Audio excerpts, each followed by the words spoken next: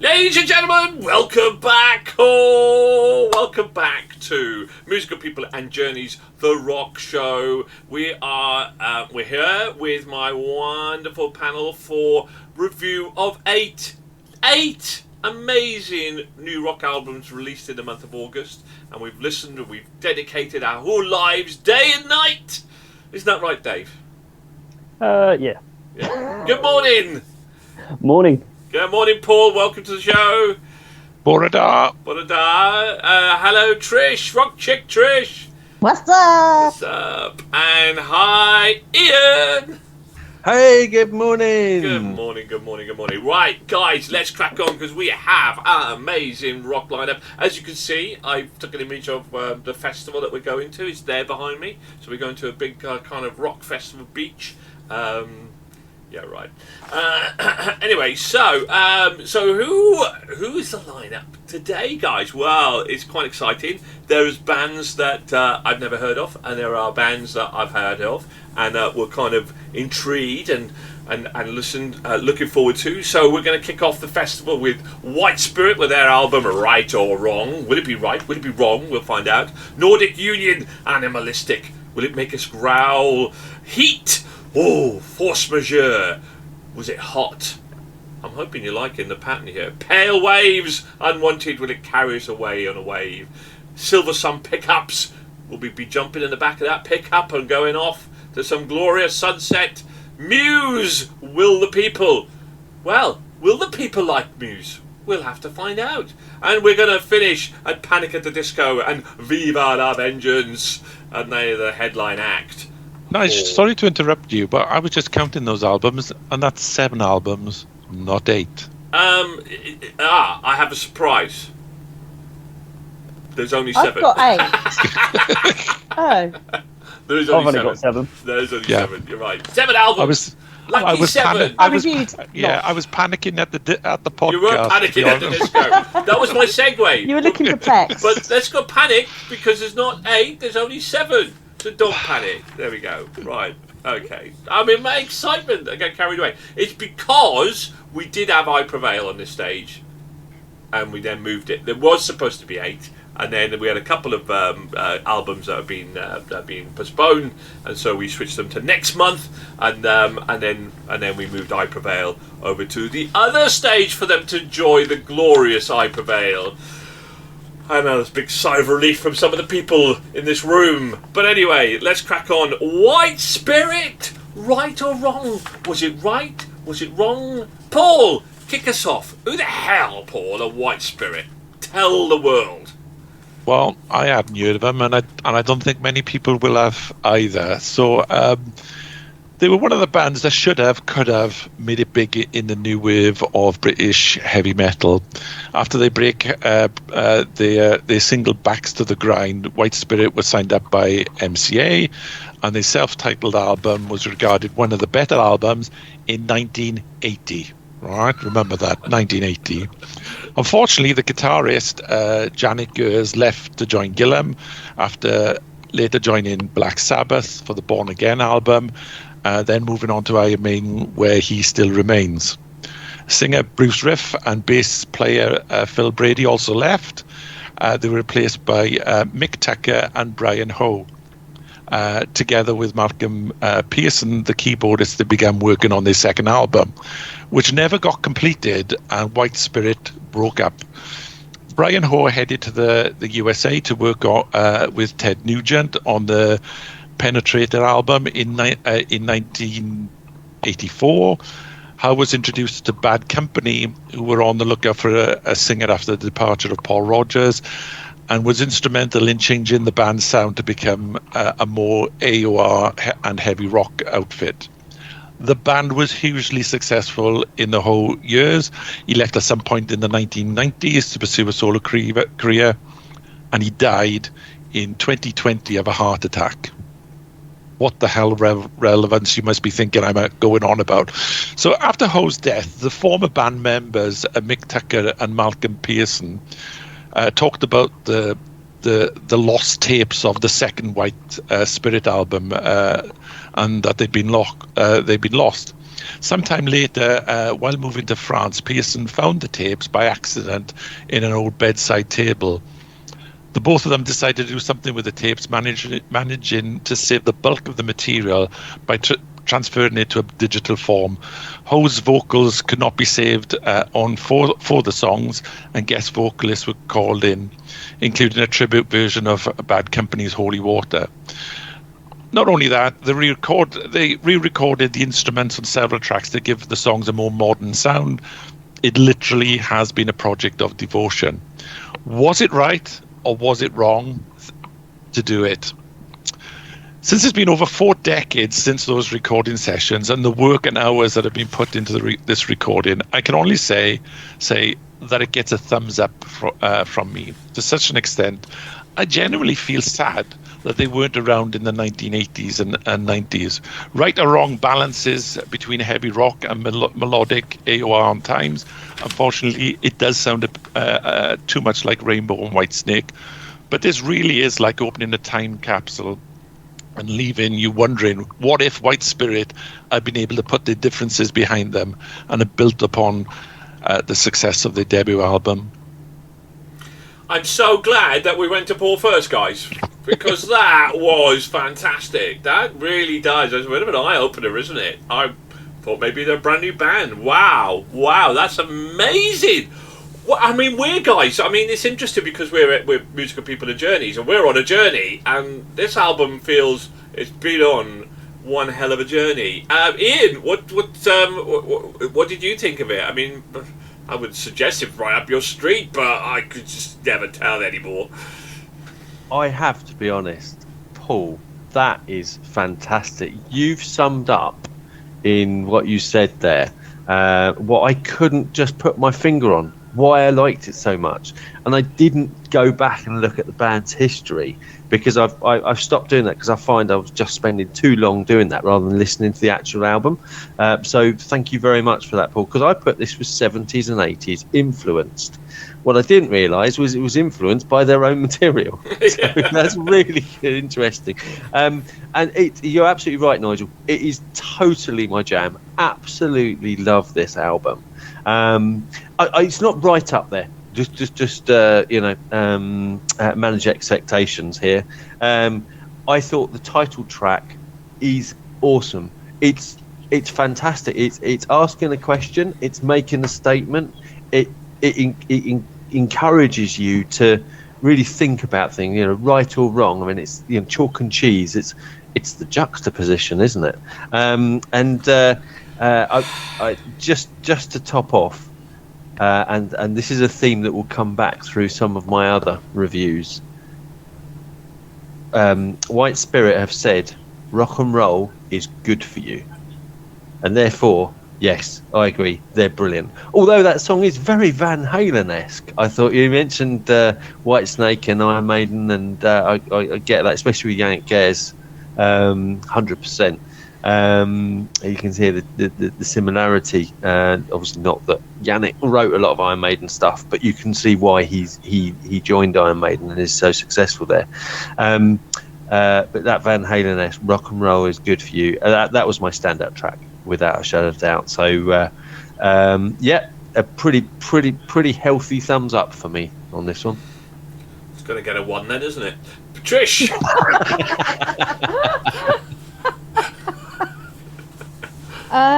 Okay, so kicking off with the title, Right or Wrong, you're thrust headlong into powerful melodic rock.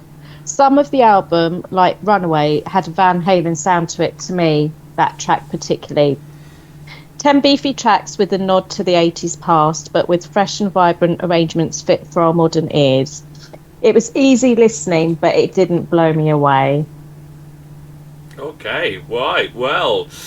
Dave, right, wrong for you, my friend? You're on mute, mate. You're on mute. I mean, come on. I mean, I've got to edit this now. What's your name, Ian? I didn't even realise I'd muted myself, I've got to be honest. Yeah, there's a lot right and a lot wrong with this album. But after what Paul said, he actually explained quite a lot of it, so probably would have paid to have done a little bit of research, to be fair, on this one. Why? When you're on the same stage as Paul, you don't need to, do you? Let's be honest about it. True. It has got a very 80s feel for me, which kind of potentially means they were a little bit ahead of their time. Good musically, some really well written songs, really did enjoy it. But the thing that was wrong with it was just it sounded so badly mixed. I listened to it first when I was driving in my van, and I could barely make out most of the instruments. It didn't help with the background noise. So I listened to it with a set of headphones. It did sound a little bit better, but again, it was just very muddy, which was a shame because other than that, I really, really enjoyed the album. Yeah, I mean, it is interesting, and there's a couple of things that have come out from this. Well, first of all, I had this as really, in summary, high quality metal rock and roll, and you could tell the influences there were. And wow, if this was written in the 80s, Paul, you're absolutely right. If this was written in the 80s and come out in the 80s, I think this would have been one of my top albums of the decade, because I mean, some of it if it was released in the 80s would have been amazing. You're right. There are some tracks in there. I mean, there's a couple of tracks that I mean, homage obviously to Trish here with "Lady of the Night" was one of my favourite tracks. And then "Holy Water" was the other track as well. Now I like both of them, but actually, if you listen to "Lady of the Night," you go, there's something about it that is really good, and yet the mixing of it isn't, and the vocals aren't quite there. But Paul would explain kind of why that is. And then "Holy Water" was very much kind of that Rainbow-esque kind of feel to it as well. Lots of influences in there, but the influences came after. That's the interesting thing of what Paul's just saying. If you look at Van Halen and these guys, if they originally recorded this back in 1980, then actually they were ahead. Obviously the Rainbow-esque stuff was 70s, but they almost were ahead of the game in that sense. Wow, what a shame! But equally, wow, the fact that they did find it in the drawer and have come back and given this over, because give it that makeover was really good. I enjoyed the album, and I agree. I think I kind of agree. It wasn't right at the very top, but it was a really enjoyable album. I enjoyed it. But yeah, it was really, really good. Wow. Okay, solid start to the festival here on the beach. Well, I did wait to see what everybody's opinion of it, because apparently there's enough material they may be able to do another album as well, so that'll be interesting. Well, maybe we can get them on the show. You never know. Get the show. Come and talk to us about your journey. I mean, because anyway. So if you listen to this. Sorry, I got berated for inviting someone on a show. Yes, we were at the gig, and yes, and whatnot, and now you're talking about inviting the mighty Yannick Gers and co onto the show. I didn't berate you for getting to the show. I was excited to get him on the show. Eric Gales, get Eric Gales on the show. Anyway, right, let's find out what we all thought of this one then. So, Paul, it's a 3.5 from me. 3.5. Yep. Okay. Trish. 3 out of 5. 3 out of 5. Dave. 2.5 out of 5. The sound quality just brought it down a little bit for me. And Ian, I'm putting that as a 1 for you, yeah? Nigel, you called it. Yeah, it's a 1 out of 5. No, 3 out of 5. 3 out of 5. I'm along with Paul. I'm actually tempted to up it a little bit, but I've gone for 3.5 as well. So for sure. But I almost feel that it deserves an extra half a point for the effort of bringing this to the table. But anyway, let's have a look. So that's 6, 7, 10, 12.5, 15.5. That's solid. That's top 50. That's top 40 even. That's really kind of a really solid start. So well done, White Spirit. Right or wrong, we're normally very harsh people. So particularly Dave. Dave is probably the harshest here really these days, isn't he?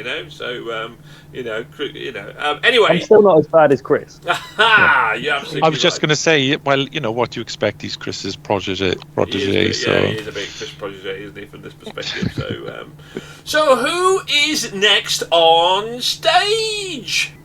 Well, next on stage we have Nordic Union, an animalistic. Did it drive us wild? Did it turn us into howling at the moon with their rock? Let's find out. Let's first go to the pussycat of the team, Dave. Yeah, okay. Great effort, I thought. This one, really enjoyed it. Some real good guitar moments. Definitely had me breaking the air guitar out. Some brilliant tunes. Scream was a personal favourite of mine. Definitely going to be on a playlist, that's for sure. Personally, I wasn't a fan of the vocals overall. I did find them start to grate on me a little bit towards the end. And this isn't normally my sort of taste when it comes to rock, but I really did enjoy it and really would listen to this again. Why do you think? Why do you think it was differential from like for example, it's a similar kind of musical style to say White Spirit, but more kind of obviously a lot more kind of fresher and modern. What do you think then that made you would enjoy this album more than say a generic kind of, well, I'd call it dad rock if you like, but I don't know. I think sometimes it comes down to, because I play guitar, I think sometimes if there is stuff within the guitar playing that I find interesting to listen to and it sort of inspires me to sort of go off and learn certain things, play certain type of things, then it draws me into the album more. So it's not something that I could necessarily pick out and sort of say to other people, oh, you might enjoy this, because it's something that's a bit more kind of personal, I guess. So you actually play the guitar, do you? Any good? I do. Well, play, I would use that in the loosest term possible, but yeah, I attempt. Do you play in a band? I don't know. Have you ever been tempted to play in a band? I've been tempted to play in a band, but I would suffer from the worst stage fright possible. That I just wouldn't be able to do it. Well, so if you had to play a guitar riff, the most enjoyable guitar riff, what would it be?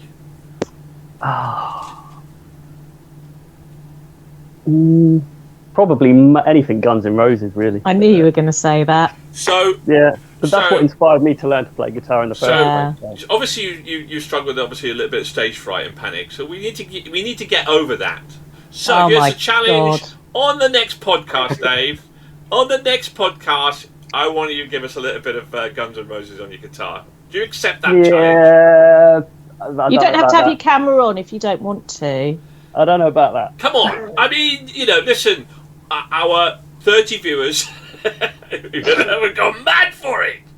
No, I'll think about it. Yeah. Can I just ask, if he said he's got stage fright and whatnot, and it's good. I love the challenge, but I mean, let's ease him in. Yeah. Can you just hiss with a bit of Sweet Child of Mine riff? Is that opening riff? Is that all right? I can say that. That's probably one of the first things I learned. Yeah, no, come on, we'll do it. We'll do it. We'll do it. Cool. We'll do it. We'll record. We'll do it. Let's go. It's a rock show, and you play the guitar. Let's go on. Okay, so moving swiftly on. Trish, did you go mad? Did it turn you into some wild animalistic for Nordic Union? Well, I was expecting a power metal album with the title of the band, but what I got instead was metal, but a heavy riff-driven album. And yes, I was nodding my head along with approval to these heavier songs like The Rock Chick I Am. This album hit all of my sweet spots. No other words to say apart from awesome rockiness of an album. So Ian, mate, talk to me. Nordic Union. Did you want to get into bed as in a union with the Nordic guys? They're probably not even Nordic now. We'll wait for the historian to tell us everything. I definitely wanted to get animalistic with them. That's for sure, 100%. I describe this as gripping, throbbing power metal. This one, I'm along the same line as Trish there, and as Dave as well. I really enjoyed just the chord structures, the energy that they brought. I am going to absolutely name drop here for a very, very obvious reason. That power metal, that beautiful like riff and the hard guitar work is beautiful to listen to, but I found this quite generic. So from a genre, I really liked the album, but I didn't find that there was enough personality of that band and themselves in there. I don't know how long they've been about, so I don't know if they're new, if they've been around for a while and they haven't found where they are. But I'm going to compare that to the likes of Battle Beast. Of course, I'm going to mention Battle Beast, and similar in genre, but Battle Beast know who they are. They are amazing producers. They experiment and sample with all kinds of musical sounds and so forth. And I think that's what gives the difference between a really good power metal band like this, but a band that really knows where they are. So on genre, I would have given it a 5. But I'm not going to say what I've given it, and I want to explain why I really liked cheers for that. Yeah, thanks. Well, not giving the don't give your awards. I appreciate that. That would have been out of order. Yeah. Paul, Nordic Union historian, come to the fro. Tell us all about the. Well, first of all, I'm gonna challenge Ian. I'm going to challenge Ian to go back and listen to that album, because for me, Nordic Union is a collaborative, melodic, heavy rock album, and not a power album, between Danish vocalist Ronnie Atkins of Pretty Maidens and multi-instrumentalist Eric Martinson of Eclipse. Since Atkins received his stage 4 lung cancer diagnosis, he hasn't been moping around, having released 2 solo albums, as well as touring with his solo band and hitting the summer festival circuit as one of the singers with Advantasia. You've got to admire the man's rock balls. They're made of steel forged from the hammer of Thor. Little is known of Thomas Larsson outside of Sweden, but his guitar work on some of these tracks is such that I think he's a name to watch out for. The opening track, On This Day I Fight, is probably Atkins taking his take on his fight against cancer, and there are a number of tracks where he lays his feelings and soul on the altar of the gods. This is a fine record, even if you don't have sympathy for Atkins. There are elements of power metal, but it is clearly reined in, and melodic on this album is more atmospheric than producing a ballad here and there. The guitar solos I found superb, and the driving beat will turn an approving nod into a full-on head-banging session. This has to be, for me, one of the best albums of the year. Wow, okay. I agree. I think that I think Ian. I think they know where they're at. I just don't think you quite know where they're at. Do you know what? I agree with you. Listening to Paul, I think that's fair. I don't like it, but I think it's fair. I agree. I wouldn't put them in a power metal. I think there are elements of power metal there, but I think it's reined in, and so maybe you're kind of expecting it to go more power metal, and they don't. They rein that into a more melodic, heavy rock album. And yeah, for me, oh boy, when something hits your speech, I asked a question, Dave, because it is a really difficult one to answer. When actually you don't quite know why. You don't quite know why this sounds better than a similar sort of that genre of an album. Why is it? Is it the singing? Is it the musicality?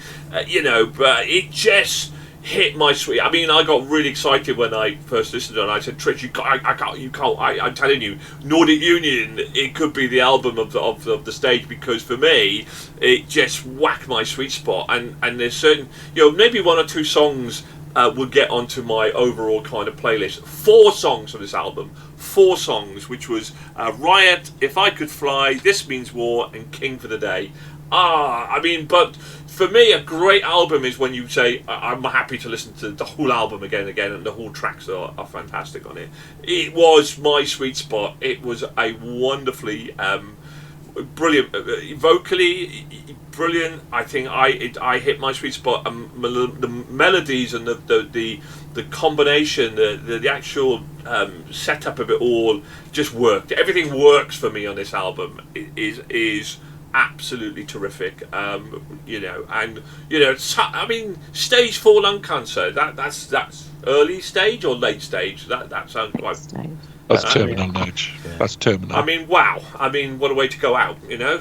If he's going to go, then boy, oh boy, this is going to stand up the test of time. And I will rave about this album for a while, which is fantastic. Right, okay. Nordic Union. I sense something brewing. Or will it? Will it make the Magic 20? Will it get to that Hall of Fame? Dave? 3 out of 5 for me.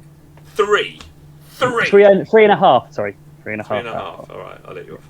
Yeah, no, that's fine. Trish. Yeah, and Go on, sorry, Dave. I was going to add this. It definitely can't be a power metal album because I actually enjoyed it. So. Yeah.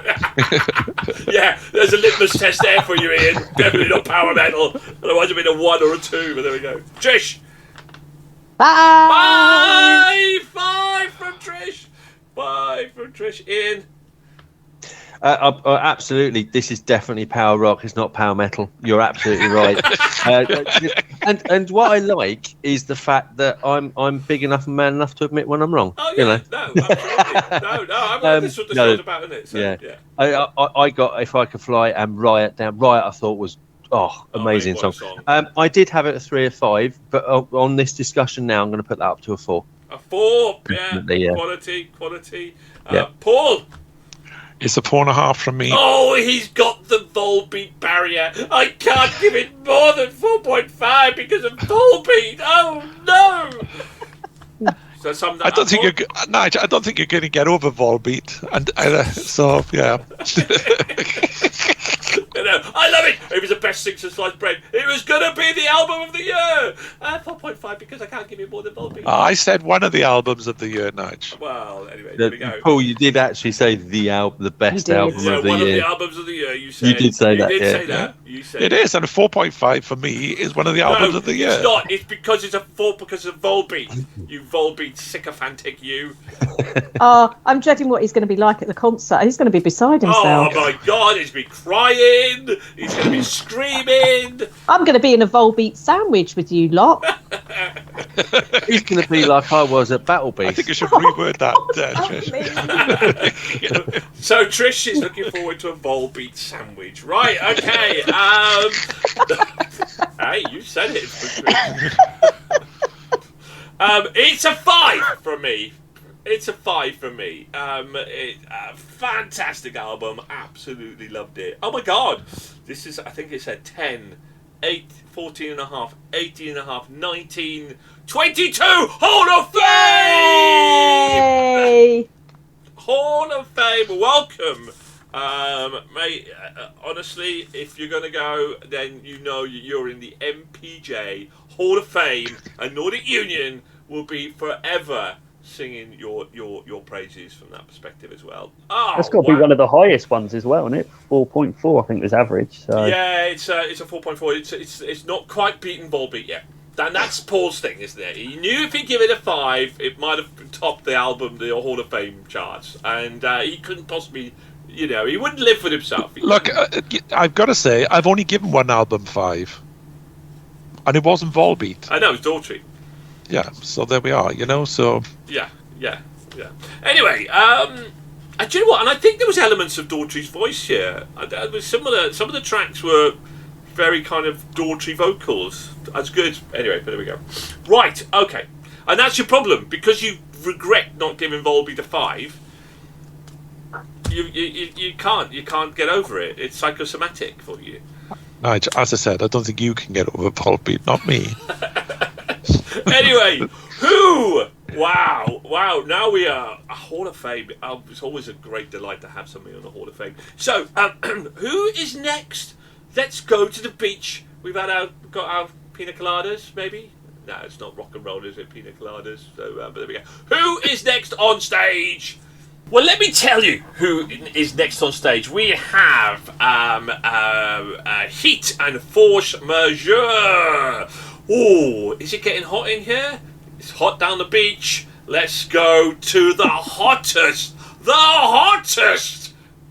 rock chick on the show. Oh my God. Thanks. Ian. No, Trish. No, please. I don't want to take his crown. No, trust me, you're not. Tiara, you mean, is it? Is Tiara? Tiara. It's Tiara. So, Trish, Heat, Force Majeure, talk to me. Okay, this is a straight talking, no nonsense rock album. The highlight lead single nationwide. This is an infectious album. The band sound like they're having such insane levels of fun. If this album doesn't make you smile or bop your head along, then there is something wrong. Something wrong. Well, let's go to somebody that we know where there's something wrong. Ian, was this hot for you? Was this a big, massive force majeure? What's wrong? What's wrong? Everything, Ian. Everything. Your T-shirt. You know. You leave the T-shirt alone. So anyway, and the signed album as well. Dropping that one in. What did you think of this power metal album? So, this power metal album, Nige, I think you seem to be on the wrong track. This was actually, I call this pumping power rock. You need to understand the difference between metal and rock, Nige.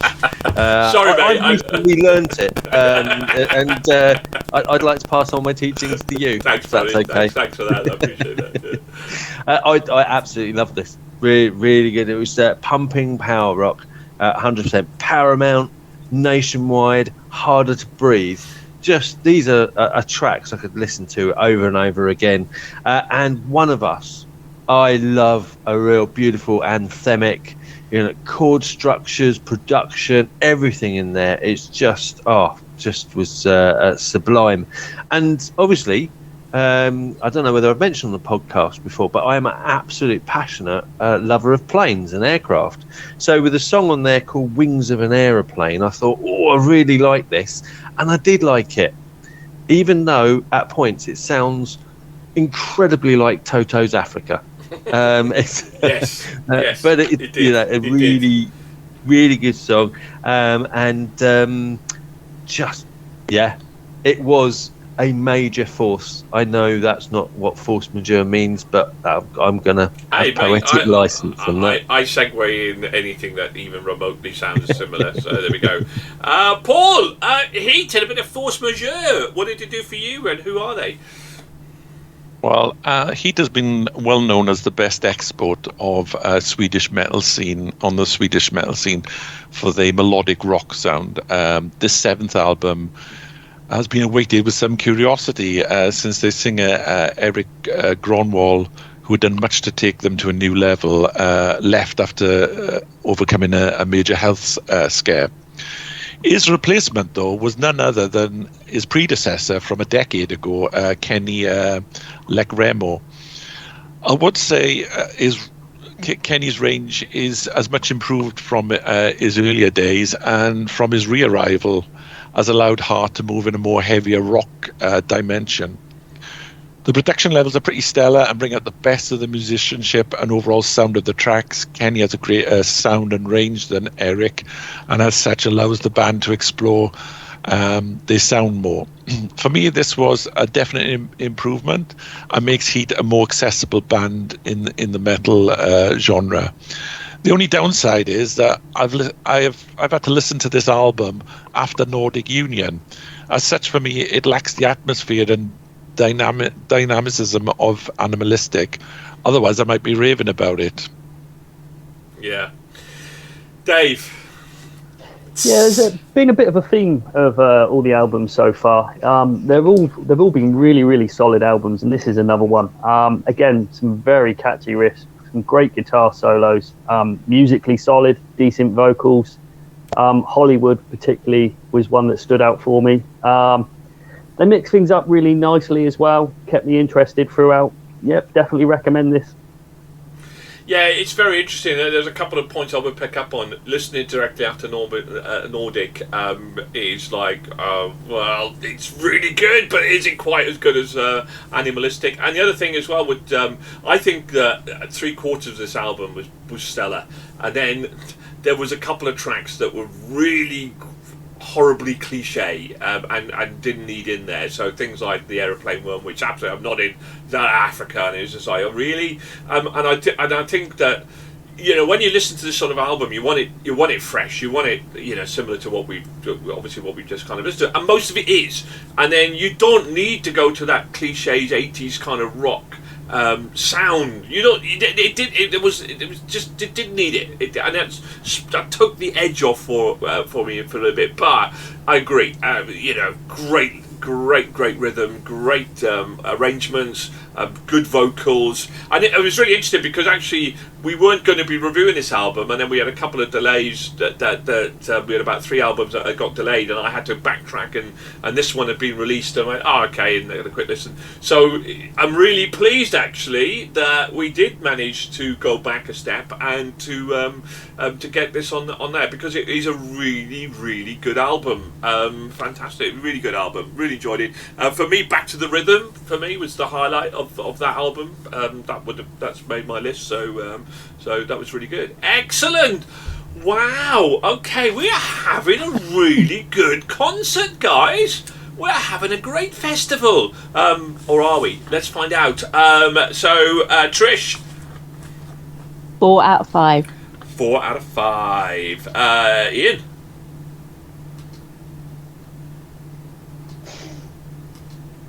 You lot with this meeting on this show, we're having people dropping out. I'm gonna get letters galore about the unprofessionalism of my guests. Not really. Well, what are you talking about muting? I was building up the suspense. Okay. Well, we read you giving it a 4 as well. 4 out of 5. Paul. Oh yeah, cameras. Yeah, 3.5 from me. 3.5 from you, Dave. Yeah, another album that's very solid without being spectacular. 3.5 out of 5. 3.5. My gosh, this might creep in, guys. I'm giving it a 4 as well. I also give it a 4. So 12, 15 and a half, 16, 19. Oh, so top 20 though. Top 20. That's going to get in 19. That is 1 point off the Hall of Fame. Which, anyway, that's a really good score, guys. Well done, Heat. Well done, Force Majeure. Cracking album. Look forward to the next one for sure. So, swiftly moving on.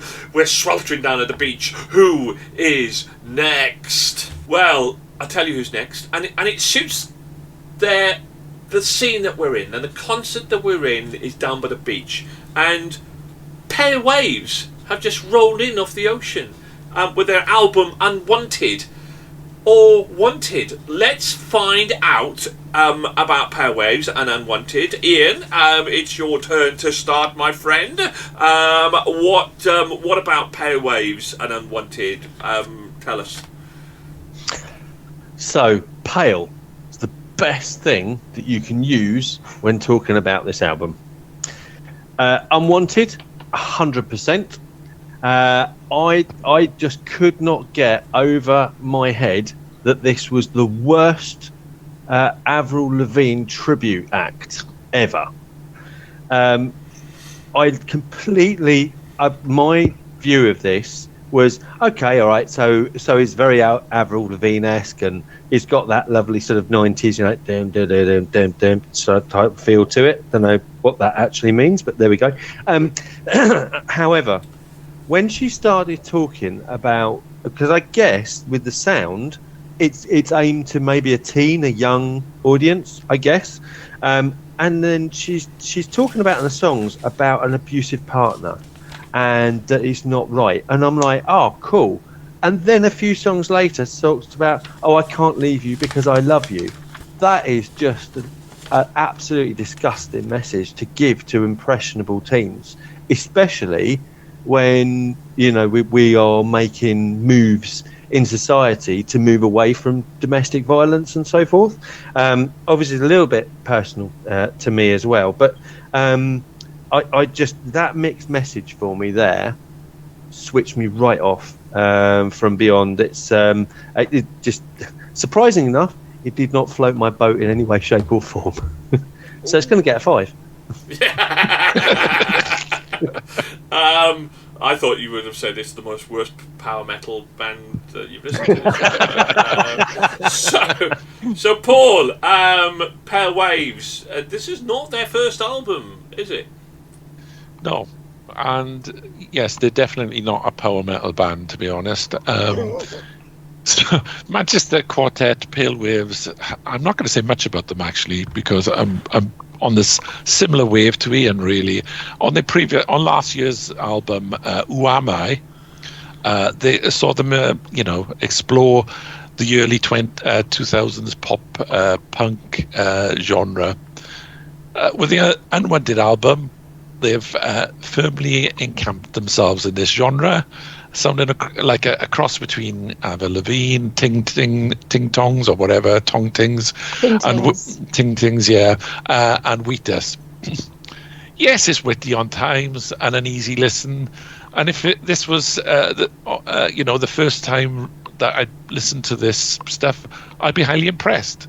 Unfortunately, I've heard it a butt ton of times, so this type of music, probably Pale Waves are probably the pick of the bunch in doing, retro 2000s punk, pop punk. But there isn't much originality here, and a number of listens, it sounds too much like a tribute, like as Ian has said, to earlier work of Levine and co. Oh,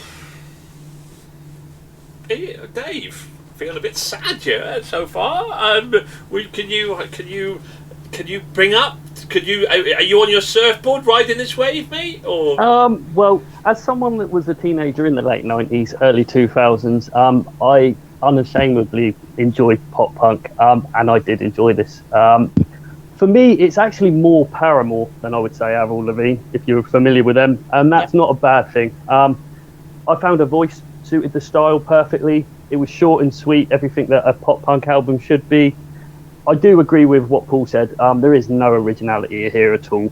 It's something that you've heard before, but again, that's not necessarily a bad thing, but it is going to hurt the overall sort of enjoyment and the ranking of the album. It was an enjoyable introduction to the band, but it's not spectacular. It follows the theme of this festival for me. Solid albums, but nothing spectacular. Talking of spectacular, Trish. I've actually been to see Pale Waves live. Have you? Oh, that's interesting. Yeah, I went to Bournemouth to see them. This is like their... Where's my notes? Oh, God, help me. This is their third album. And their other stuff this is quite different to their previous stuff. Definitely Paramore influence is quite obvious in their sound with this album. It's got clean riffs and melodies that are easy to like in songs Jealousy and You're So Vain that both have attitude. This is the most rocky Pale Waves have sounded. I think it's an important album for them, opening them up to a wider audience with their more rock sound to win people over. Did you enjoy it?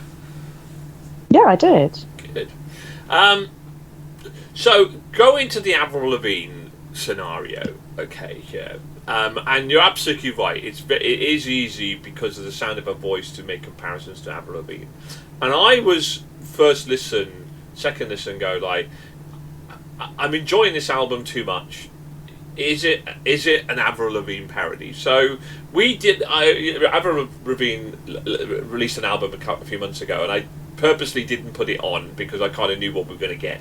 So I purposely didn't, and I think there was much other good stuff that we put in. So I purposely didn't put Avril Lavigne in to the rock review, and I'm so glad I did because I went back and went, well, is this just a take of Avril Lavigne? So I went back and listened to that latest album. Oh my God, it was so one-dimensional, it was so dull, it was so repetitive, it was just ridiculous. So then I went back to Pale Waves, and what I will say about this album, whereas it might not be original and it's a sound you might have heard before, the actual album is incredibly varied. They vary it up. It's not, from slower tracks to faster tracks to more pop punk. It is a solid album. It is a very, very enjoyable album, and I think she's got a better voice than Avril Lavigne. I mean, based on that previous album, very much similar to that, and I would agree to that Paramore kind of kind of feel, vibe to this album as well. I really enjoyed it. I mean, I didn't. Don't get me wrong. It's not like the best album I've heard of, but I think it was really solid. I really like a bit of indie rock, and I think that if you're gonna play in this space, whether you're going to be sounding similar, the recording, the sound, the mix, all has to be of a highest quality, and it was high quality in that sense as well. So I think this was a solid album, and certainly yes, her vocals sound similar to Avril Lavigne, but I would say that her arrangements and stuff, I think Avril Lavigne maybe has just got lazy or just got into that commercial kind of vibe, because honestly, guys, don't bother. For me personally, that listen to that album was pretty pants, really. But I'm glad I did, because actually it made me appreciate this album a little bit more. So okay, cool. Yeah, only criticism I've got there, Nigel, is you should have listened to Levine's earlier work, where it reflected what the teenagers were going through at the time, and that's the originality of it. And this is what is lacking for this. I agree with everything. It was a well-produced album. I loved the voice and everything. I just wish there was something that made it stand out, and for me, it didn't. But yeah. What did I it's not to say it was bad. No, I'd say solid. But and you know what? I'm not going to criticise or come against Ian on what Ian said, because you know what? We all listen to lyrics, and those lyrics will mean something to us. Whether they meant it to be like that, whether they meant it because it was a personal experience from their point of view, I kind of get it. But lyricism for me will mean so much to different people, and you can read into it what you want. So you know what? I think that's fair play on that score. So let's find out. Let's find out. It doesn't sound like we're going to rise a crest of a wave, but we shall see. Ian. So I jokingly said 5 out of 5, but actually I gave it 0 out of 5. Just purely because of the mixed message, because it's so powerful for me. Yeah, no, you can switch off from an album, and if you can't listen to it, you can't listen to it. I find that about Dave's voice sometimes. I mean, but I wouldn't give him a 0. Anyway. I wouldn't give Dave's voice a 0 either. Definitely not. No, not at all. I'm looking forward to his guitar rock riff though. But there we go, Paul. Yeah, it's a difficult one. I originally give it. Yeah, I'm going to stick with 2.5. Dave. I'm going to go with 3 out of 5. 3 out of 5. Trish. 3.5 out of 5. 3.5 out of 5. Trish, we are on a similar part today, me and you, girl. It's a 3.5 out of 5 for me as well. So 7, 10, 12.5.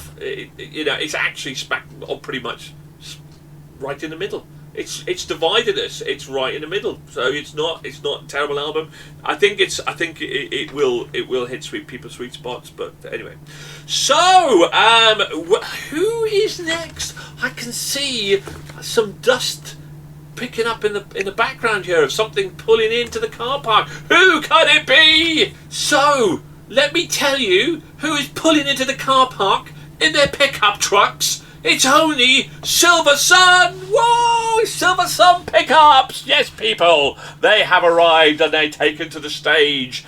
And who better than to introduce them than our very own Silversun pickup fan? Paul! Tell us all about one of your favourite bands. Yeah, okay. I've followed Silversun Pickup since their first single release, Lazy Eye.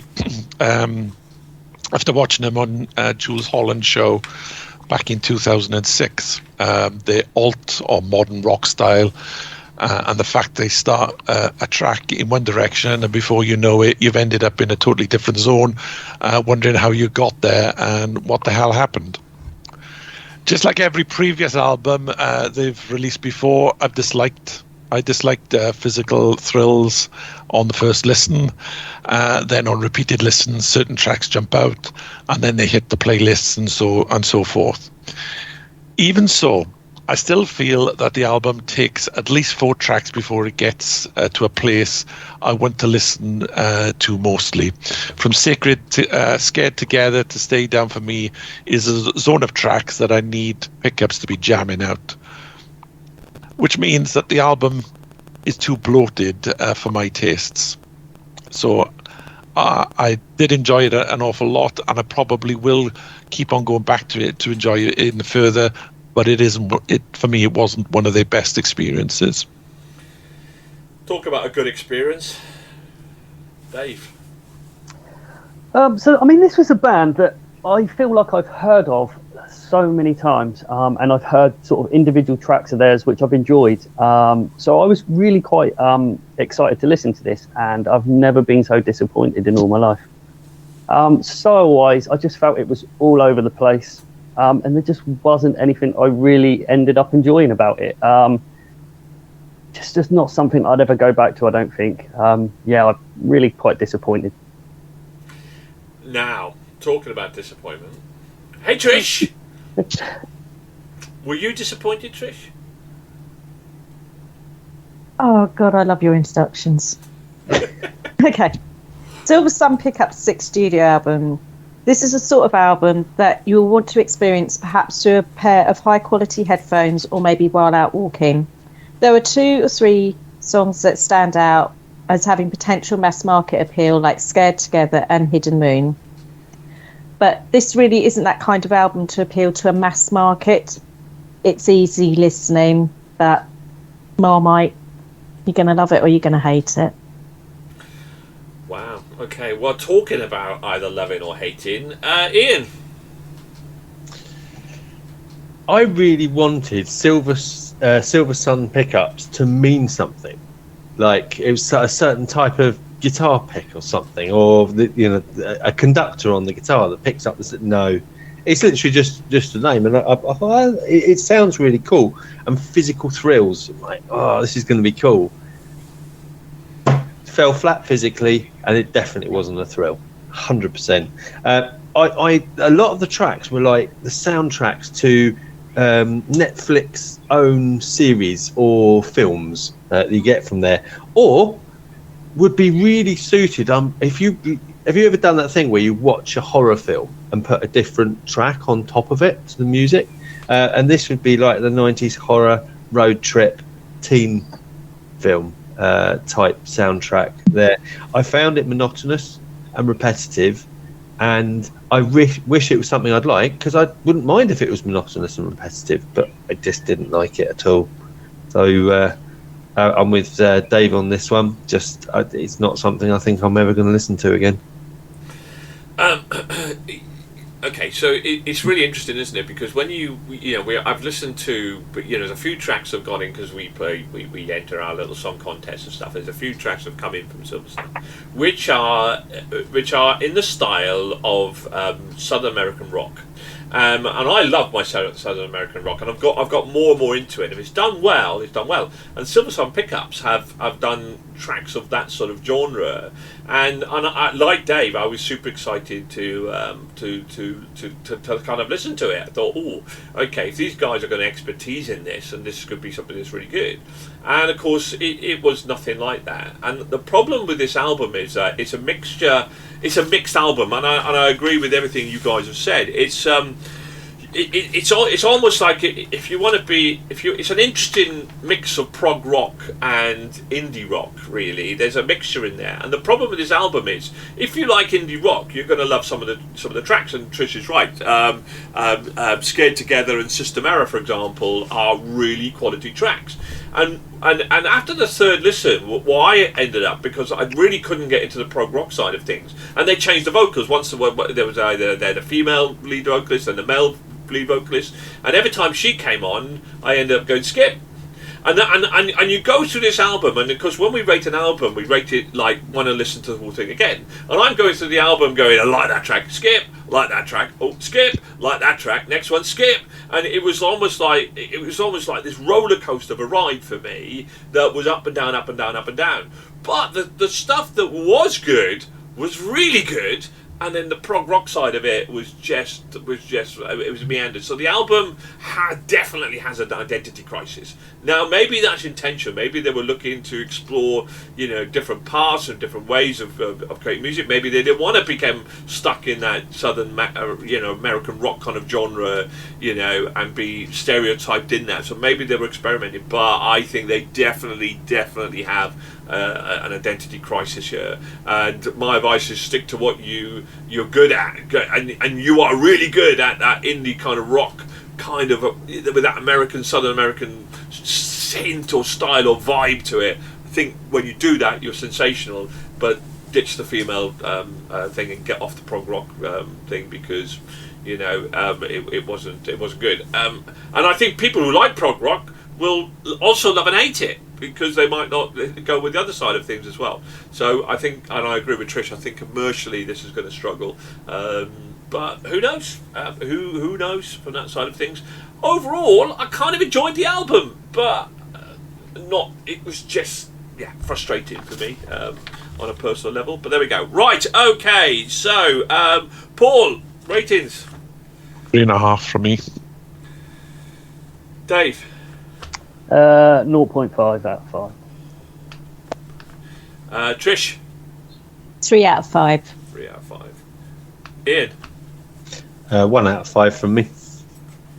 It was a 3 out of 5 for me as well. So there we go. So 9.5, 10, 11. Well, at least you're not in the. You've got double figures, guys. You've got double figures. So that's the kind of important thing here as well. So who's next? We've got 2 more acts. We're headed towards the headline act. So let's go and find out the will of the people. So next on stage, the people have spoken. The will of the people is Muse. Muse and their new album, Will of the People. What will the people think? Well, the most important person. We are going to start this off with the most important person. So let me tell you what I think. We're going to start with Dave. Dave, what do you think of Muse? You must have heard of Muse. Was this an album that you were thinking about? I've definitely heard of Muse. Not a fan of the band at all. Never have been. Despite that. Sorry, is your name Chris? No.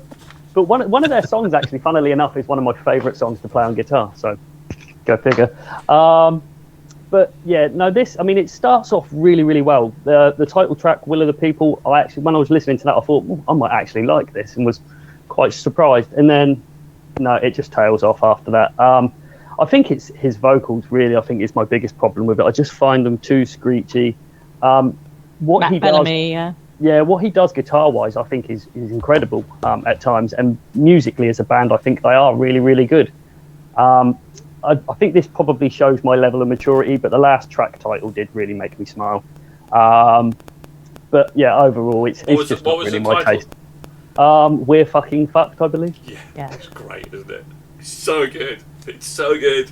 I'll finish on that, but yeah, okay. Yeah. All right, interesting. Trish, are you a Muse fan? I think you are, aren't you?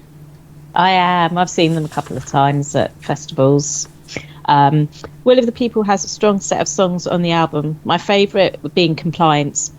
Muse remain masters of what they are doing. 9 records in, it is inevitable that anything they do will have a particular sheen, but keeping their own distinctive sound. So, you said you've seen them a couple of times. When was the last time you saw them? This year. Really? They headlined at Isle of Wight Festival. And were they playing? No, they wouldn't have been playing their new stuff then, would they? So no, they were. Oh, were they? Okay. Yeah. And were they any good? They're brilliant live. The whole light show, the music. Yeah, they put on a good show. Cool, excellent. Well, talking of Muse, and he is a pitcher. Let's be honest about it. Ian. Thank you.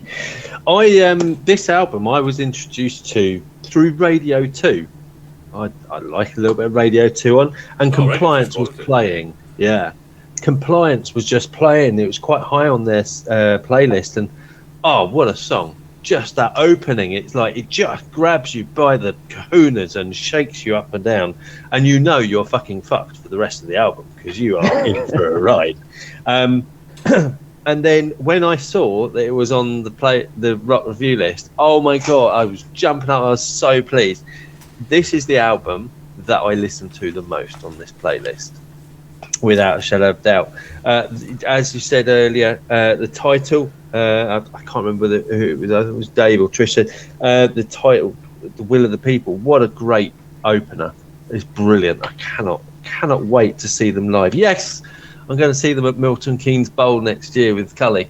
It's just, I cannot wait. I've never seen them before. So I was very interested to hear with how they compare live to how good the album is. So that's cool.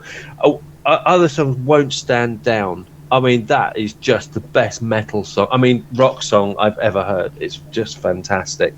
And Ghosts, I thought that really typified his voice. I totally get where you're coming from, Dave, there. His vocals are definitely Marmite, 100%. It's like Keen, bands like that. If you can't get on with the vocalist, it's going to taint your view.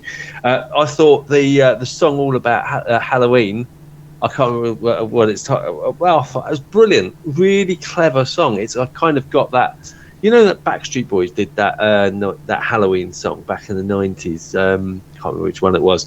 But I thought that had a good energy to it, and I thought Muse did brought the same energy to that Halloween style, but made it their own. It was fantastic, really good. And of course, the last track just gives you an opportunity to say, "We are fucking fucked."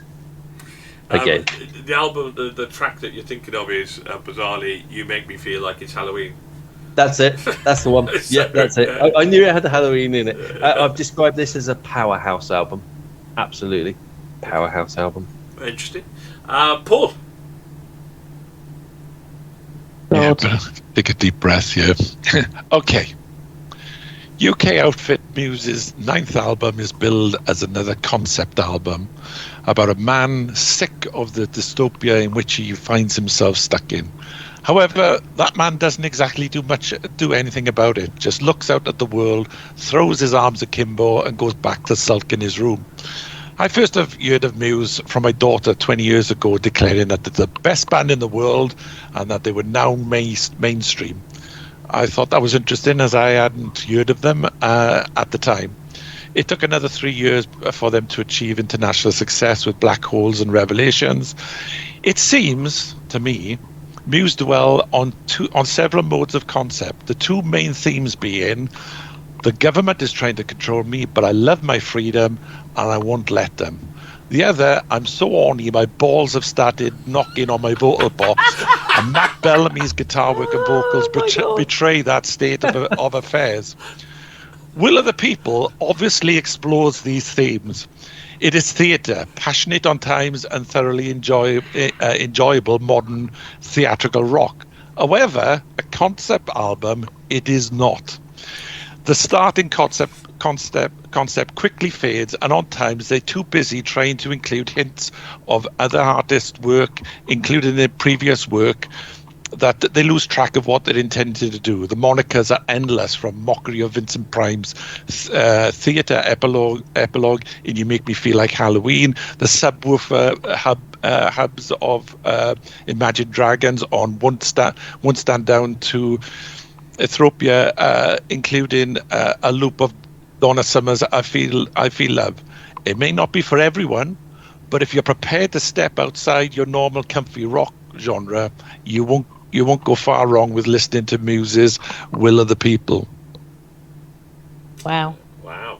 Yeah, wow. That was fantastic. Yeah. Donna Summer absolutely nailed it. Completely I would never have thought of that, but completely utterly, you're right. It's really, Not on that track. It's Go on, really, Nigel, follow that up. Well, it's just really interesting because of what some of the comments that Ian made.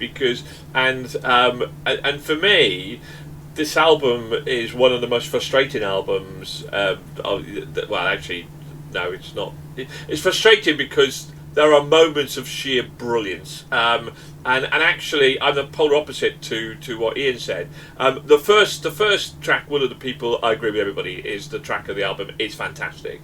And then Compliance and Liberation is just pop trash. It's rock pop trash. It's awful. I hated them. I absolutely hated them. And then they get back on track with One Stand Down and Ghosts. I'm thinking, wow, yes, this is really good. And then they that parody, you're absolutely of Vincent Price on I hated You Make Me Feel Like It's Halloween. Absolutely hated it. I thought it was rubbish. And then the rest of the album is fantastic. And I tell you what, I applaud them. They went back up in my status of, you know, when we Midnight Oil, for example, when they were talking about you know, the environment and everything else as well. I just love the fact to say, like, because to a point, you know, there's only so much we can do. We rely on governments to save us, and we will do our bit, but it's down to the big guys with it. And I love the fact that simply saying, we're fucked. We're fucking fucked, guys. You know, because it's. I just thought that for me was like if teens or people are listening to this one and want to get a message about our environment and the state of the world and the way we're going, that is going to hit home, and hopefully people will go like, yeah, maybe we are. Maybe we should do something about it. And then for me, it was just like, oh, let's not drone on about this. I just hit the message straight where it is. We're fucking fucked, and I thought that was absolutely a brilliant message to have on. So for me, it just, again, a bit like Silversun Pickups. It had a little bit of identity crisis, almost like they were trying to be commercial in some bits, but maybe going back to their roots and doing what they're really good at. And you're right. There's some. I mean, it's frustrating because like there was some stuff in there that was really good rock, really good. Anyway, so that was my opinion. I laugh at what Paul's on because you're absolutely right. I mean, when it hits on those guitarist arrangements, it's like, wow, okay, that was absolutely really good. But there we go. Right, okay. Well, let's find out what our ratings could be. A bit of a split down the middle, but we shall find out. Who did we start with? We started with Dave, didn't we? Dave. Yep. I mean, even with what I said about it, I still got to give it a 2.5 out of 5 because there is some really solid musicianship on the album. Yeah. Trish. 3.5 out of 5. 3.5 out of 5. Ian. I can't do the backgrounds on this. I can't put my gold stars up. It's a 5 out of 5. 5 out of 5. Okay, Paul. It's a 4 for me. A 4? Oh, was it supposed to be that high? Okay. That's a 5 for anybody else, isn't it? I mean, well, good say. That could be Volbeat status. No, 4.5 is Volbeat status. Anyway, of which someone has received 4.5. So they have. 3.5 from me. There were some really good bits in this one. So there we go. Okay, so we're looking at 6, 7, 11, 13.5, 18.5. That's good. That's really good. That's not far off. Not far at all. Solid. So I think what we're saying is that actually overall it was a pretty solid album, really. So well done, Muse.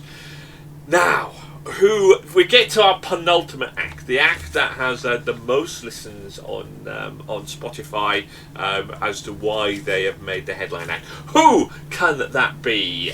Well, let's go backstage for a live interview because joining us on this show is none other than absolutely nobody. Right, who's next?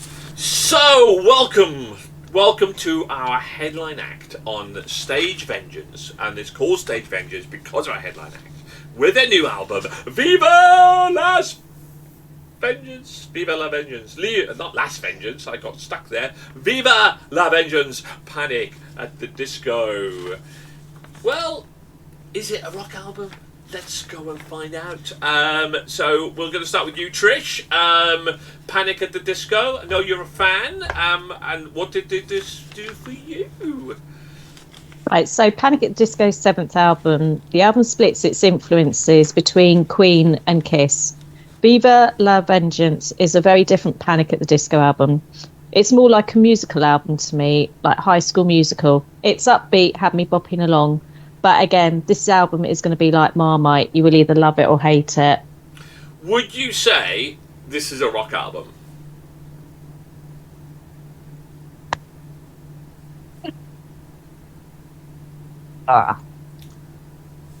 No. No. Would you say, based on their previous stuff, that this is anywhere near what they've been in the past in terms of the rock genre? No, it's definitely more. Yeah, the High School Musical phrase was Yeah, interesting. it's But yeah. Okay. All right. I'm just prepping for what's to come. Okay, I'm just prepping for what's God. to come. Ian. I'm gonna get crucified, aren't I? No, you're not. I think the album will be, but you're not going to get crucified at all. So no, not at all. I think it's really interesting you asked those questions, Nige, because I was really looking forward to this album. Panic at the Disco. That's some great stuff in the past, and I've only heard their really commercial stuff. I haven't actually listened to albums before. And in the Song Quest contest, we had someone entered Into the Unknown, the cover of the song from Frozen 2. Wow, just beautiful. That was amazing. And then I found out that Panic at the Disco had been a contestant on The Voice, I think it was, but I don't know whether that was the UK Voice or the Australian Voice, I think. And I'm like, oh, that's weird. That's a really odd part, because normally you when you see well-known people on The Voice, it's because they're either having a comeback or they're apparently wanting to rekindle their career, and it's a clear PR move. And I didn't think that Panic at the Disco needed either of those, so I was really confused. Then listened to this album, and all made sense. They're going for that new audience by being on The Voice. That's the only conclusion, or they're just that for this album they're going that to bring more people in, maybe listen to their back catalogue. His voice is phenomenal, but it's really high and screechy in places. I put down there he's got a fantastic range, because he has, but a very poor quality range. So the quality of his voice is much reduced than the parameters of his capable range. I thought that there at times it was kind of like a Green Day tribute. I agree with Trish with the Queen influence in there as well. And if we remember right back at the beginning when we were looking at White Spirit, I mentioned that they had a song called Rock and Roll is Good for You, which is great. And Panic at the Disco said God killed rock and roll. Well, we know that's not true, because Kiss and whoever it was before, can't remember the band, told us that God gave us rock and roll. And I think, God killed rock and roll? No, Panic at the Disco killed their own rock and roll, I think, by this album. Right, well, let's sharpen those knives a little bit more, shall we? Paul! Okay. Viva La Vengeance sounds like a band that has tried to mash an early Elvis Costello, Squeeze, and other class rock bands and given it a modern pop rock theme.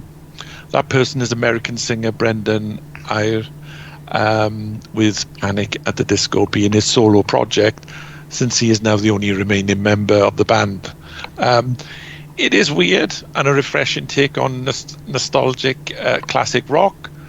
I really like this album on first listen for that reason. However, it's after a number of listens, the album kind of outstays its welcome. It's not to say that I won't welcome it back. It's just that the guessing game of who has been imitated on what songs runs a bit thin after a number of listens. And guess what? I'll probably find myself yearning to listen to Nordic Union or Volbeat just one more time.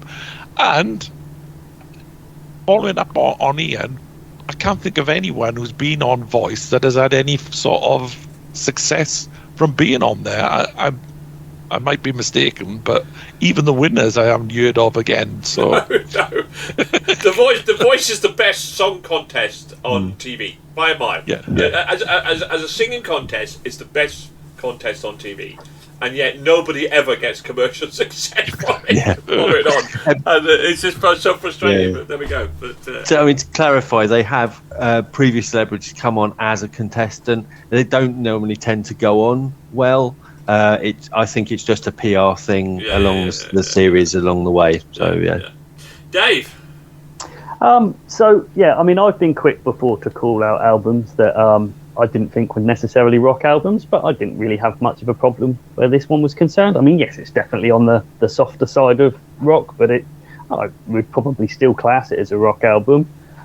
Interesting what Ian said about the God Killed Rock and Roll, because if I was Kiss, I would definitely be getting my lawyers to listen to the beginning part of that song, because there's definitely influence there without a shadow of a doubt. Yeah, without doubt. Yeah, absolutely. It's got elements of pop punk, so I can kind of see what Ian was saying with the Green Day thing, but it's all too dramatic. It's like a bargain basement version of Queen. That's the effect that they're kind of going for, but they don't pull it off half as well as what Queen did. Can't fault the musicianship, though. There is there is good music there, but I'm sure fans of the band will like it, but yeah, it's not really my sort of thing. I don't get it, Paul. I really don't get it. I'm going to come here on a bit of a left swinging here, because you slated Imagine Dragons as not a rock album, okay? It was more a pop album, and you rated it down. That Imagine Dragons were far more rocky than this piece of trash. I mean, this is pop rock. This is pop. This is commercial pop rock. Yeah, I wouldn't even describe it as rock. I would definitely the least rock album that we have had on this show. The least rock album. And Imagine Dragons was far more rockier than this album. Far more rockier. And so I don't get it. I just don't get it. I think how can you say Imagine Dragons was a pop album, but this wasn't? Because this was far more poppy and commercial than Imagine Dragons by a mile. Well, I mentioned Elvis Costello and the Squeeze. You mentioned Kiss. You mentioned Queen. I haven't. No, I'm just saying that if I spent time naming different tracks, they would. Would you class all of those as a classic rock? Yeah, I think you would. I would anyway. So I don't think they sounded anything like them. I mean, anyway, that's my personal opinion. This is a very disappointing album. I mean, based on the fact that I love Panic at the Disco and I love some of their tracks. Don't get me wrong, it wasn't all pap. The opening track was okay. There was a couple of okay tracks in there, but this was so commercial, aiming for that pop kind of market, and I'm very much away from that rock vibe that Mika, that sort of approach that they've had, and the Queen. I mean, it was so far off track to what they'd previously done. So far off. It was very much an average album. I'd say it wasn't horribly bad, but it wasn't particularly a really good album at all. Really, it was quite disappointing. So, but yeah. Anyway, can I just make one statement to defend myself? How would Iron Maiden sound without any guitars on it? Would you class that as rock and roll or heavy metal? That's a nonsense question. How can you define rock and roll without the music? You can't just say it's got music. It's got music, but no guitar. Huh? If it had no guitar, would you class it as rock? Yeah, because of the drums. You'd still class it as rock. I don't know. I mean, that's a daft question. I don't get why you're asking that question. Because that's what happened with the Imagine Dragons album.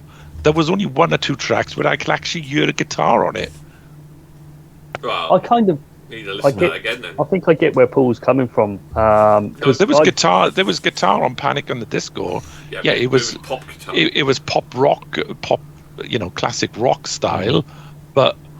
It's still, to me, that was still. It's all personal perspective as mediator. Yeah, I'm just depending my opinion on the Imagine Dragons. I barely heard a guitar on it. It was just. And that was where the whole thing started, wasn't it? With Imagine Dragons, are they a rock album, rock band? And again, it's all personal. Don't get me wrong. As a band, Trish, yeah, they're a modern rock band. I mean. I think it's media calls them a studio band or whatever, or stage band of or arena band, which I think is a bit of an insulting term, really. But definitely they're a rock band. But the last two albums So have listen, not been rock Paul albums. enjoyed the Imagine Dragons album. Okay, he give it a 3.5, but he wouldn't. But on the show he give it a 2 because it wasn't a rock album, and so therefore this for me personally was less of a rock album than the Imagine Dragons. I think this was more of a pop album than I thought that this was a pop album that was influenced by rock, but it wasn't a rock album. And it's really interesting you mentioned Mika as well, because I think Let's see this where that is. shows how fecking good Mika actually is. When you compare the vocals next to each other, both have got great range, but Mika's got so much talent. The only good thing about Mika is his voice. That's about it. But there we go. Anyway, right, okay, let's crack on then for our penultimate. We split down the middle. Trish. 3.5 out of 5. Ian. Viva Las Vengeance gets 2 out of 5 from me. 5. Paul. Well, I was going to give this album a 5, but after everyone's You thought you'd pop that in, did you? after all the comments, I've rethought about it. The best power metal album, isn't it? So, Paul, as a rock album, what would you give it, and then how much? Yeah, as a rock album, I'd definitely give this as a pop album, I'd give this a 5, but as a rock album, I'm giving this a 3. And how much for a power metal album? That'd be a 0, I think. Yeah. Okay, Dave. It gets a 2 out of 5 and a cease and desist letter from Kiss's lawyers, I think. Yeah. 2 out of 5 for me as well. 2 out of 5 for me. Okay, so 6, 9, 12 and a half. Oh, very much split down the middle, really, isn't it? So on that score, but there we are. So right, well, that is our stage vengeance, and hope you enjoyed the show. Tune in, please go to our channel, please like and subscribe, and hope you enjoy the next stage, which is Stage Chaos. We will be breaking out and doing single album reviews as well, but needless to say that we are celebrating a new Hall of Fame from the festival, which was Nordic Union and Animalistic, which scored 22 points and was our album of the festival. Thank you very much for giving up and dedicating your time to listening to 7 or was it 8 albums, because I know we did listen to I Prevail, which we moved, of course.